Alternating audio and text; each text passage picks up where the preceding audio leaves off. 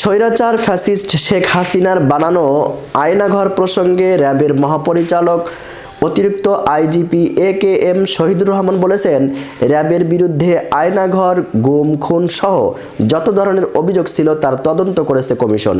আমরা র্যাবের পক্ষ থেকে সব ধরনের সহায়তা করছি।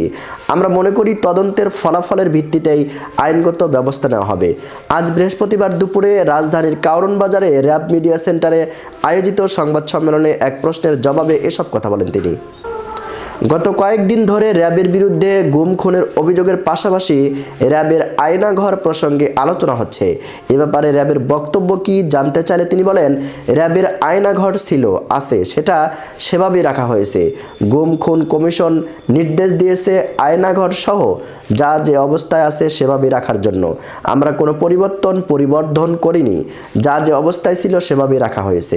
র্যাবের পোশাক পরিবর্তন হচ্ছে কিনা তা জানতে চাইলে তিনি বলেন, র্যাবের পোশাক পরিবর্তনের দাবি উঠেছে, আমরা চিন্তা ভাবনা করছি। আর র্যাবের নিজস্ব কোনো আইন নেই, পুলিশের আইনে র্যাব প্রতিষ্ঠিত হয়েছে। র্যাবের জন্য আমরা আলাদা একটি আইন করার চিন্তা ভাবনা করছি। এছাড়া আর কোন কোন বিষয় সংস্কার করা যায় সেজন্য গণমাধ্যম ও জনসাধারণের মতামতের ভিত্তিতে প্রয়োজনীয় পদক্ষেপ নেওয়া হবে।